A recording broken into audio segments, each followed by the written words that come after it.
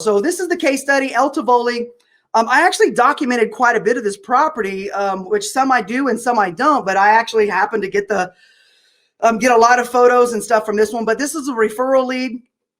Whenever Lynn reached out to me, her mother was sick. Lynn lived in Florida. Her mother lived in this house. It had never been updated. It was built in 1945. The timing was not right for Lynn. And we all know the fortune is in the follow-up. So I followed up with her. I followed up with her. I followed up with her. And about a year and a half later, she reached back out to me and I solved some big challenges for Lynn. The family did not have a lot of money, so we were able to negotiate a month lease back that we did not charge them for, and we paid for their move. So you have to think about being in real estate. It's about providing a service and solving challenges and problems. If you're not solving people's problems, then you're really not servicing them. I mean, I know we all want to make money, but at the end of the day, the more that you focus on serving people and helping them, then the more that your business can grow. So we closed on this deal. And I brought in a joint venture money partner, which I'm going to talk about a couple different ways to structure capital for $82,000. So put that down if you're taking notes right now. So this is the before pictures of the El Tivoli property. It's a little bungalow. Those of you that are familiar with Dallas, Texas, this is on the west side of Kessler Park, about a mile down the street from Bishop Arts, which is a very, very hot area. We knew we had a little gym, but some of the things I want you to notice, this house had never been updated. It had never been touched. Those are original hardwood floors. That's the front door on the left. On the right-hand side, it's standing at the front door looking at the back. And my partners and I, we do some pretty extreme properties, right? We know how to renovate properties. We've been doing it for years. But not only that, we actually get a feel for what the market can pay for these properties. And I'm going to talk a little bit more about how we sold this here in a moment. But isn't this kitchen beautiful? Built in 1945. This is one of those houses that it just needs a full gut job. The cool thing about this house, it was built on a pier and beam foundation, so it's a lot easier to move stuff around because you can run the plumbing underneath the floor. So here's the numbers on the El Tivoli house. Remember, we bought it for $82,000.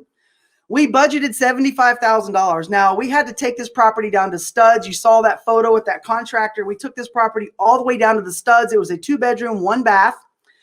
But it was a little bungalow in an area where we knew that houses in Kessler and south of this house were selling for $265 a foot.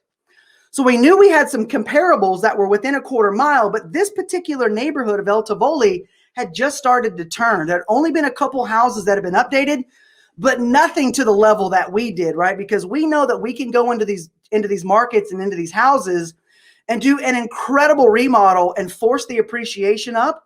And people want that type of product. So we knew exactly what we had, and we basically rolled the dice and did it. So house is 1,162 square feet, 2-bedroom, 1-bath, detached garage, built in 1945.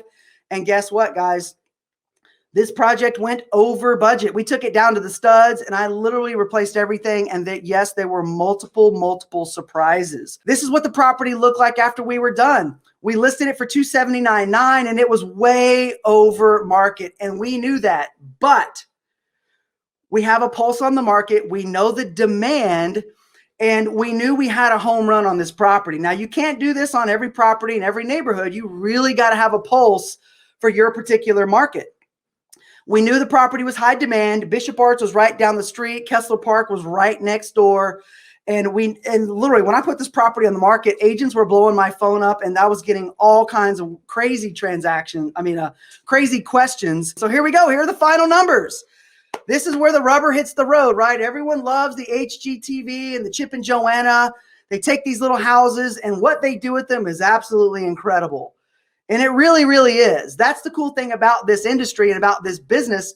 And that's one of the greatest things that I love about it, because being a hairdresser, you're an artist. People would ask me, how do you do what you do? I said, I don't know. I'm an artist. I love to create. I love to change things. I love to make things look new. So I transferred that skill set into real estate. And guys, I started reading books in the early 2000s. I was literally on the fence for years and years and years about getting into real estate. And I completely retired my past career. And guys, I made a pile of money cutting hair.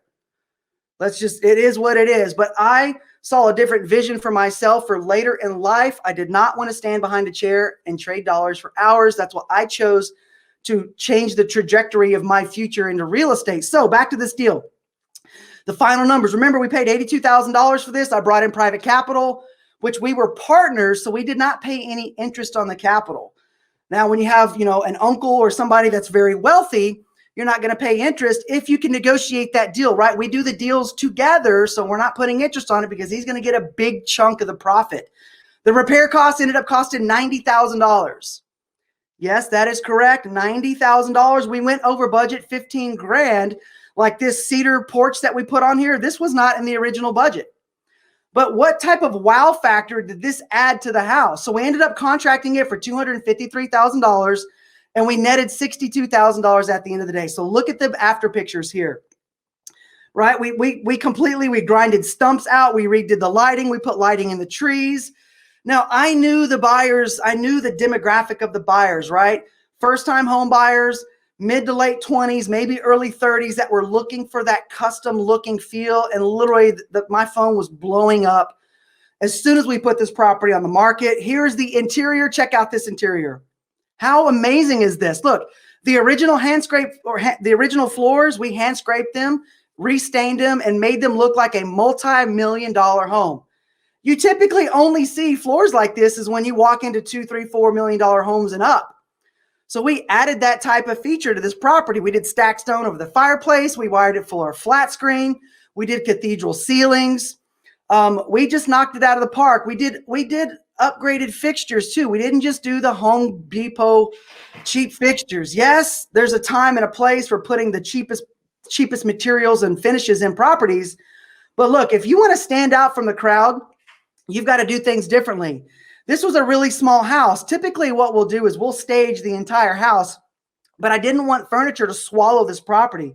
So you can see we did some light staging. We put some art on the walls, added some chairs. We always add towels and wine bottles and all the other typical things that people do when they live in houses, right? You want people to have a feeling of what it's going to be like when they're in that property. So you can see we swung the range around. I don't know if you remember this, but that window right there was completely all the way down to the floor. We found some brick out back. We added that window and basically put the sink there. We had a black granite sink. We did a floating island that's powered. So we did a lot of high-end upgrades. We upgraded to a tankless hot water heater. Here's the bathroom. This tub was actually where that toilet is. The bathroom was really tiny, so we went into the closet and swung that tub around. The cabinet there we ordered from house.com. It's got a quartz countertop. We did some really unique fixtures there.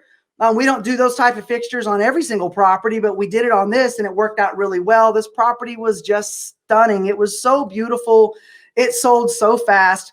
There's the detached garage in the back right there. My partner painted it red. It was the very first time we had ever painted a garage floor red. At first, I kind of scratched my head, but I kind of liked it.